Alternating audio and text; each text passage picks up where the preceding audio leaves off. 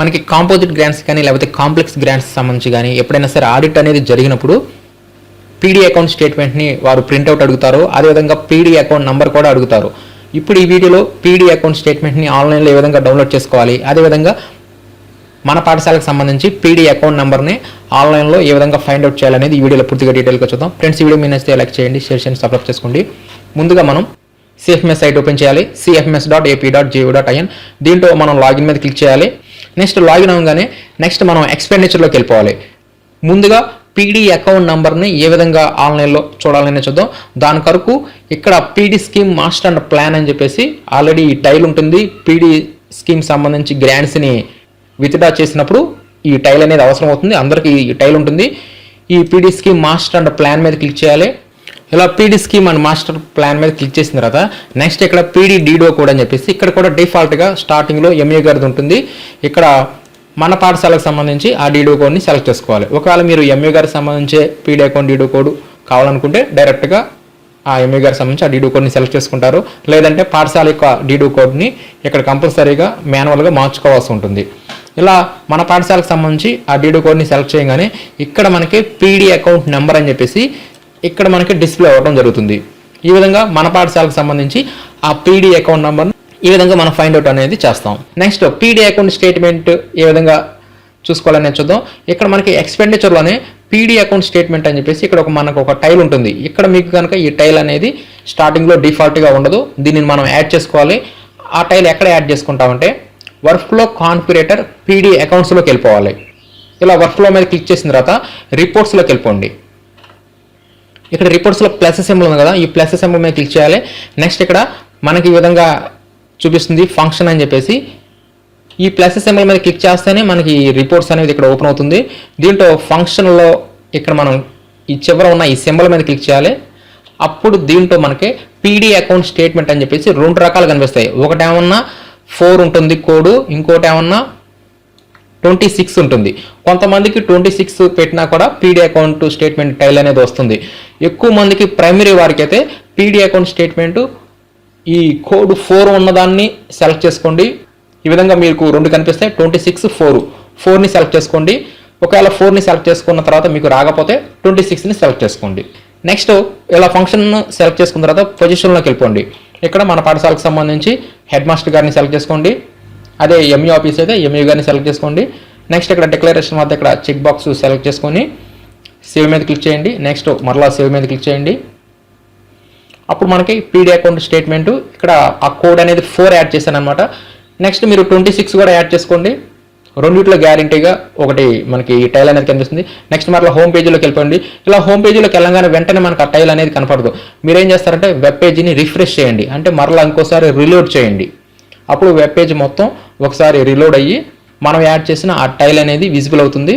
అది ఎక్స్పెండిచర్లోనే PD account statement అని చెప్పేసి ఇక్కడ మనకు ఇప్పుడు టైల్ కనిపిస్తుంది. మనం దీని మీద క్లిక్ చేయాలి. దీని మీద క్లిక్ చేసిన తర్వాత ఇక్కడ మనకి డిఫాల్ట్గా మన ఎంఏ గారి యొక్క పేరు కనిపిస్తుంది, మన పేరు కనిపిస్తుంది. దీంట్లో మన స్కూల్కి సంబంధించి పీడీ అకౌంట్ స్టేట్మెంట్ మనం ప్రింట్అవుట్ తీసుకోవాలనుకుంటున్నాం కాబట్టి మన స్కూల్ని ఇక్కడ మనం సెలెక్ట్ చేసుకుంటాం. ఇలా సెలెక్ట్ చేయగానే ఇక్కడ మన పీడీ డీడో కోడ్ అని చెప్పేసి మన స్కూల్ ఇక్కడ మనకు కనిపిస్తుంది. నెక్స్ట్ ఇక్కడ హెడ్ ఆఫ్ అకౌంట్ అనేది ఒకటి ఆల్రెడీ ఉంటుంది, దాన్నే మీరు సెలెక్ట్ చేసేయండి. ఇలా సెలెక్ట్ చేసిన తర్వాత మన పాఠశాల యొక్క పీడీ అకౌంట్లో ప్రస్తుతం ఎంత బ్యాలెన్స్ ఉందనేది కూడా ఇక్కడ మనకు చూపిస్తుంది. అంటే మొత్తం గ్రాంట్ తీసేస్తే ఈ విధంగా అవైలబుల్ బ్యాలెన్స్ 0 చూపిస్తుంది, నో ప్రాబ్లం. నెక్స్ట్ ఇక్కడ మనకి ఇప్పుడు ఇక్కడ స్టేట్మెంట్ రావాలంటే ఇక్కడ ఫ్రమ్ టు ఇక్కడ మనం సెలెక్ట్ చేసుకోవాల్సి ఉంటుంది. ఇక్కడ ఈ ఫ్రమ్ టు డేట్స్ని ఏ విధంగా సెలెక్ట్ చేసుకుంటామంటే ఇక్కడ ఫైనాన్షియల్ ఇయర్స్ వారీగా మనకి పీడీ అకౌంట్ స్టేట్మెంట్ అనేది డౌన్లోడ్ అవ్వడం జరుగుతుంది. అంటే ఇక్కడ మనం 2019-20 ఫైనాన్షియల్ ఇయర్ అంటే ఏప్రిల్ 2019 నుంచి మార్చి 2020 వరకు మాత్రమే ఇక్కడ మనకి పీడీ అకౌంట్ స్టేట్మెంట్ అనేది డౌన్లోడ్ అవుతుంది. నెక్స్ట్ ఫైనాన్షియల్ ఇయర్ అంటే ఇప్పుడు ప్రస్తుత ఫైనాన్షియల్ ఇయర్ అంటే 2020 to 2021 ఈ ఫైనాన్షియల్ ఇయర్లో కనుక మనకి పీడీ అకౌంట్ సంబంధించి మన స్టేట్మెంట్ కావాలనుకుంటే అప్పుడు ఫ్రమ్ డేట్ వద్ద ఏప్రిల్ 2020 ఇచ్చేసేసి టు డేట్ వద్ద ఈ రోజు డేట్ ఇచ్చేస్తాం. సపోజ్ ఇక్కడ మనకి గత ఆర్థిక సంవత్సరంలో అంటే మార్చి 2020కి ముందు కనుక మనం అమౌంట్ని తీసి ఉంటే, చాలామంది మార్చి 2020కి ముందు తీశారు. అలా తీని వారు మరలా ఏప్రిల్ 2020లో కూడా కొంతమంది బిల్ చేసుకోవడం జరిగింది. ఇప్పుడు ఈ రెండింటికి సంబంధించి ఏ విధంగా డేట్ సెలెక్ట్ చేయాలని చూద్దాం. ముందుగా మనం గత ఆర్థిక సంవత్సరం సంబంధించి డేట్ సెలెక్ట్ చేసుకోవడానికి ఎగ్జాంపుల్ కొరకు మనకి దాదాపుగా ఈ పీడీ అకౌంట్స్ అనేది జనవరి 2020 తర్వాత పడినాయి కాబట్టి ఇలా జనవరి 2020 అని చెప్పి సెలెక్ట్ చేసుకుంటాం. నెక్స్ట్ ఇక్కడ టు డేట్ వద్ద ఓన్లీ మార్చి 2020 లోపు మాత్రమే ఇక్కడ మనకి డేట్ అనేది మనకి వస్తుంది కాబట్టి ఇలా మార్చి 2020 అని చెప్పేసి ఇస్తాం. ఇలా మనం ఇచ్చే డేట్స్ రెండు ఒకే ఆర్థిక సంవత్సరంలో ఉండి ఉండాలి. ఇప్పుడు నేను ఇచ్చింది 2019-20 ఆర్థిక సంవత్సరానికి సంబంధించి డేట్స్ అనమాట. ఇప్పుడు డిస్ప్లే ట్రాన్సాక్షన్ మీద క్లిక్ చేస్తే ఆ ఫైనాన్షియర్లో పడిన గ్రాంట్స్ అనేవి ఇక్కడ మనకు కనిపిస్తాయి. ఇక్కడ మనకి రెఫరెన్స్ నెంబర్ అని చెప్పేసి ఆ బిల్లు నెంబర్ కూడా ఇక్కడ ఉంటుంది. అదేవిధంగా ఏ రోజు అమౌంట్ పడ్డాయి, అదేవిధంగా మనం ఏ రోజు బిల్లు చేసుకున్నామో ఆ పేమెంట్ అనేది ఏ రోజు క్రెడిట్ అయింది, ఇది పేమెంట్ డేట్ అనమాట. ఎంత అమౌంట్ క్రెడిట్ అయింది. ఇక్కడ గ్రీన్ కలర్లో ఉన్నదేమన్నా డిపాజిట్ అమౌంట్స్, అదే రెడ్ కలర్లో ఉన్నవి మనం విత్డ్రా చేసుకునే అమౌంట్స్. ఇక్కడ డిపాజిట్స్ అమౌంట్ సంబంధించి టోటల్ అనేది ఇక్కడ మనకు కనిపిస్తుంది. టోటల్గా ఎంత అమౌంట్ పడింది గత ఆర్థిక సంవత్సరంలో, టోటల్గా ఎంత విత్డ్రా చేసామనేది గత ఆర్థిక సంవత్సరంలో ఈ విధంగా మనకి టోటల్ అనేది చూపించడం జరుగుతుంది.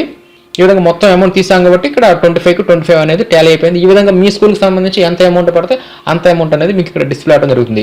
ఒకవేళ మీకు ఈ ఆర్థిక సంవత్సరంలో అంటే 2020-21 ఫైనాన్షియర్లో కనుక మీకు గ్రాంట్స్ అనేవి మీరు విత్డ్రా చేసుకొని ఉంటే దానికి సంబంధించి మీకు స్టేట్మెంట్ కావాలనుకుంటే అప్పుడు మీరు ఏం చేస్తారంటే ఏప్రిల్ 2020ని సెలెక్ట్ చేసుకోండి. ఇక్కడ మీరు మార్చి అని చెప్పి సెలెక్ట్ చేసుకున్నారంటే మాత్రం ఇక్కడ మీరు కింద మనం జూన్ అని చెప్పి సెలెక్ట్ చేసుకుంటే ఈ విధంగా మనకి డేట్ షుడ్ బి అని చెప్పి చూపించడం జరుగుతుంది. కాబట్టి మీరు ఈ 2020-21 ఆర్థిక సంవత్సరంలో అయితే మాత్రం ఏప్రిల్ నుంచి సెలెక్ట్ చేసుకోండి. ఏప్రిల్ 2020 నుంచి ఈరోజు డేట్ ఇచ్చేసుకోండి. సపోజ్ నేను ఈరోజు వీడియో చేస్తున్నాను కాబట్టి ఈరోజు డేట్ ఇచ్చేసాను. నెక్స్ట్ ఇక్కడ డిస్ప్లే ట్రాన్సాక్షన్ మీద క్లిక్ చేయగానే ఈ విధంగా మీకు ట్రాన్సాక్షన్స్ ఉంటే ట్రాన్సాక్షన్ కనిపిస్తాయి, లేదంటే నో డేటా ఫౌండ్ అని చెప్పేసి ఈ విధంగా మీకు చూపించడం జరుగుతుంది. ఈ విధంగా మీరు ఏప్రిల్ 2020 నుంచి మీకు స్టేట్మెంట్ కావాలనుకుంటే ఇక్కడ ఫ్రమ్ డేట్ వద్ద ఏప్రిల్ 1 అని చెప్పి సెలెక్ట్ చేసుకోండి. టు డేట్ వద్ద మీరు ఈరోజు డేట్ ఇచ్చేసుకోండి. అదే ఏప్రిల్ ముందు డేట్స్ కావాలనుకుంటే మాత్రం మీరు ఫ్రమ్ డేట్ వద్ద పాత డేట్ ఇచ్చేసేయండి. టు డేట్ వద్ద మార్చి 31 అని చెప్పేసి మార్చి 31, 2020 అని చెప్పేసి ఇచ్చేసేయండి. ఈ విధంగా మీరు ఈ పీడీ అకౌంట్ స్టేట్మెంట్ని చూడాలనుకుంటే ఈ విధంగా ఫ్రమ్ 2 డేట్స్ని ఈ విధంగా మనం ఇస్తాము. ఈ విధంగా ఈ పీడీ అకౌంట్ స్టేట్మెంట్ని మీరు మొత్తాన్ని సెలెక్ట్ చేసుకొని దీన్ని ప్రింట్అవుట్ అయినా తీసుకోండి, లేదంటే ఇక్కడ మనకి డౌన్లోడ్ స్టేట్మెంట్ యాజ్ పీడిఎఫ్ అని చెప్పేసి ఇక్కడ ఒక ఆప్షన్ ఉంటుంది. లేదంటే మీకు ఎక్సెల్లోకి డౌన్లోడ్ చేసుకోవాలన్నా కూడా దీన్ని ఎక్సెల్లోకి డౌన్లోడ్ చేసుకోవచ్చు. నేను ఈ పీడిఎఫ్ సింబల్ మీద క్లిక్ చేయగానే ఈ స్టేట్మెంట్ అనేది ఈ పీడీ అకౌంట్ స్టేట్మెంట్ అనేది మనకి పీడిఎఫ్లోకి డౌన్లోడ్ అవ్వడం జరుగుతుంది. దీన్ని ఓపెన్ చేసి చూద్దాం. ఈ విధంగా ఈ పీడిఎఫ్లోకి ఆ స్టేట్మెంట్ అనేది డౌన్లోడ్ అయిపోతుంది. దీంట్లో ఇక్కడ సేమ్ ఇందాకట్లాగానే ఆ బిల్ నెంబర్ అనేది ఇక్కడ మనకు కనిపిస్తుంది, ఎంత అమౌంట్ డిపాజిట్ అయింది, అదేవిధంగా మనం ఎంత అమౌంట్ని ఏ తేదీన బిల్లు చేసామో పేమెంట్ అనేది ఏ రోజు పడింది, ఈ విధంగా డేట్స్తో సహా ఆ బిల్ నెంబర్తో సహా ఈ పీడీ అకౌంట్ స్టేట్మెంట్ అనేది ఈ విధంగా మనం పీడిఎఫ్లోకి డౌన్లోడ్ అనేది చేసుకోవచ్చు. ఈ విధంగా కాంపోజిట్ స్కూల్ గ్రాంట్స్ సంబంధించి ఆడిట్ పర్పస్ కొరకు ఈ విధంగా పీడీ అకౌంట్ స్టేట్మెంట్ని ఈ విధంగా ఈ టైల్ ద్వారా మనం డౌన్లోడ్ అనేది చేసుకుంటాం.